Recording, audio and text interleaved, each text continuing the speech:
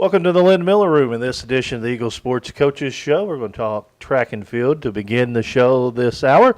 Brent Ericksen, head track coach, cross-country coach, doer of good things, and master of all, has joined us. Coach, you've been busy lately, and I know that some of your young men and women have been doing very good on the track and field part.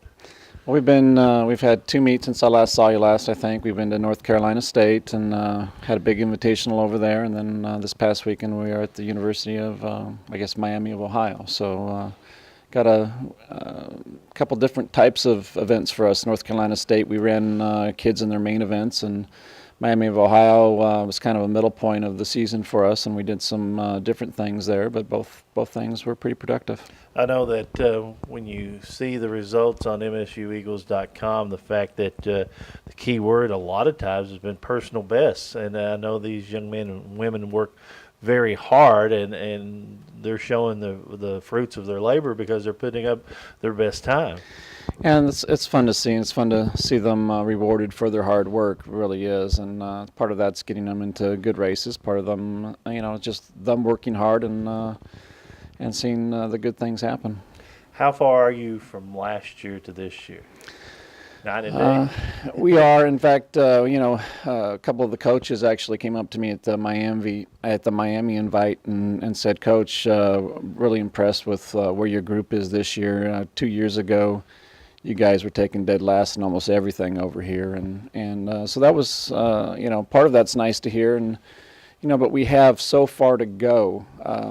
It's just, I'm not sure before I took over the program that we could have beat a bad Division III team, and that's really the truth of it. And so, yes, we're improving. Yes, we've got some really good things happening, but we still have a long way to go. Well, that's good as you're building your program. The fact is, these young men and women, your runners, are giving you that effort, wanting to see results, and they want to get better. And as a coach building a program, I mean, when you got here, there was only one way of going. It was going up. Well, yeah, hopefully, there really wasn't you can't go south off of that, I don't think. Anyway, hopefully not. But we've got some good freshmen that are really getting after it, and the sophomores actually it really is a young group, and looking forward to see what happens in the future with them.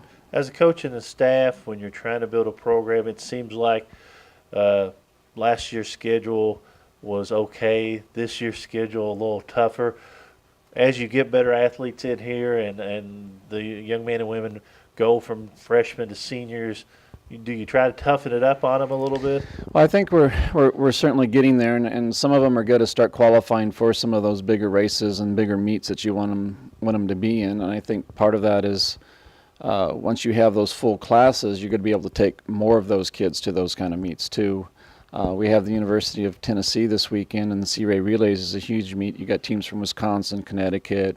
Most of the South is going to be there, and so we're going to take about half the team to that. And so eventually, you want to see more and more and more of those kids be able to qualify and get into that meet. Now, recruiting-wise, how do you do it with the season intact? I know that cross country's in the fall, and cross country in Kentucky's in the fall. But the other areas, how do you get to see them, or how do you attack that?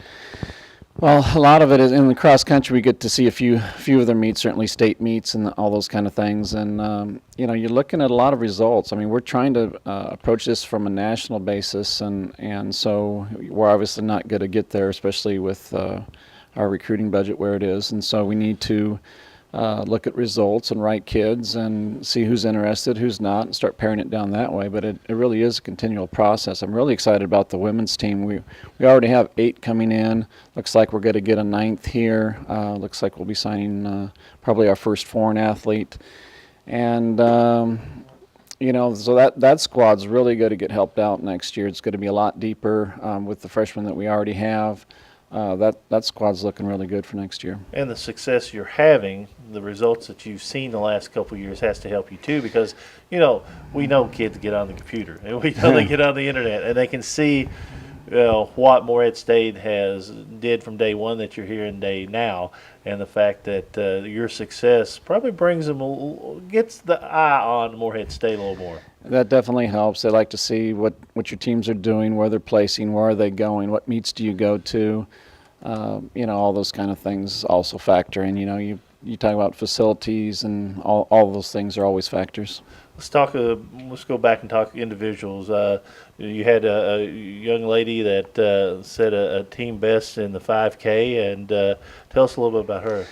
Well, in high school, she ran, I think she ran like 20:22. She's from West Virginia, and so now she's at 18:18, and she's been in our 1,500 meter group. And we, like I said, Miami, we used that meet to do some off events, and she just was getting faster, just weekly. And so she really, to run that kind of a time in her first ever 5K on the track is pretty significant. Now I'll butcher her last name. Teravisky, Lauren. Teravisky. Yeah. So a true freshman coming Yeah. and doing good. Sophomore Desmond Bell won his 400 meter dash in a time of 49:16. Yeah, that's another kid that's a second faster than last year. We're still, of course, 800 his main event again, but it shows that his speed's coming around, and hopefully put that together at Tennessee. I really feel like the second half of the season is when we run better, and that's when we're going to start seeing our times really drop. No, we always talk about how I'm just amazed of your program, where you got here late, you got a season under your belt, and now you see some results. I know you're not happy with the fact, because your credentials speaks for themselves, but the fact that these young men and women are coming here to Morehead State, they want to run for you, and the results you're seeing has to be a positive. You and your staff have to be a little happy. I know that you won't tell me you're real happy, but you have to be real happy. There's probably only one coach that's happy this morning. That's Rick Pitino.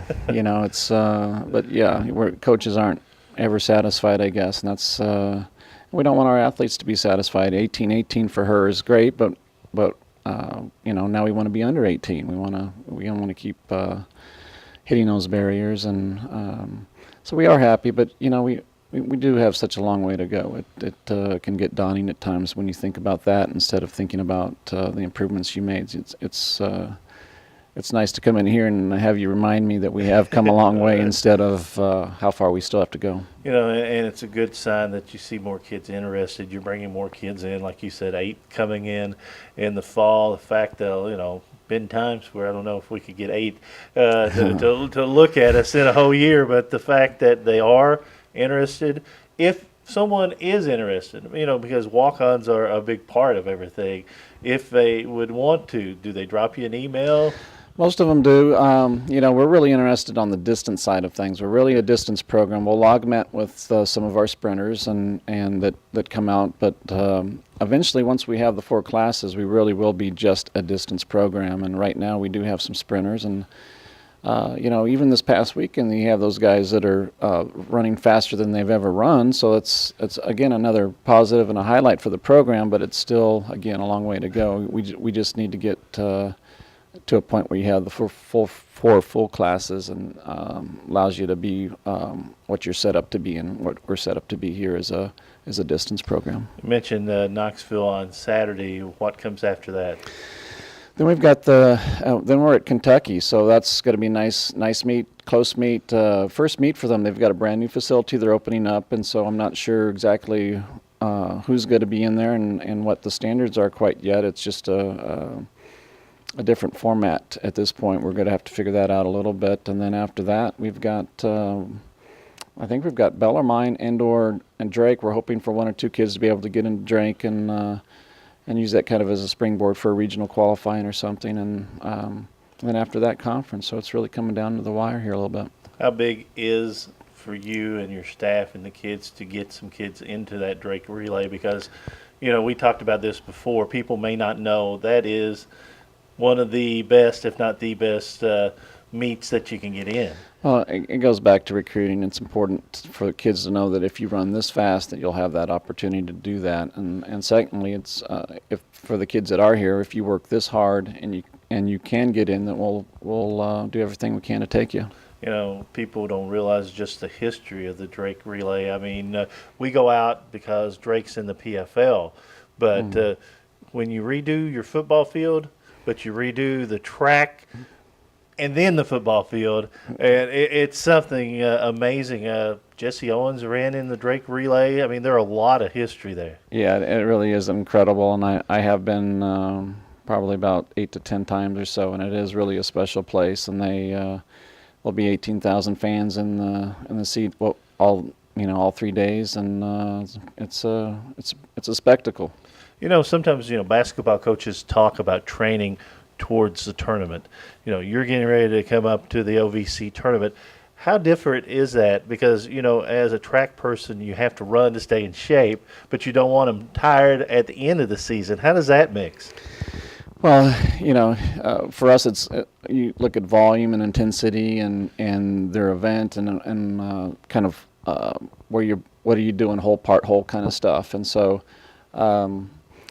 as we get closer, they're going to be doing less volume, a little bit higher intensity stuff. We're already doing some things that are faster than race pace. But right now, it's just starting. We just started this week our final phase of training, and so they'll start seeing a little bit of a difference in what we've been doing, and it'll get more significant as we go. So you'll be more grumpier in the next couple of weeks before the OVC tournament. They'll like the training a lot better. Who wants to run?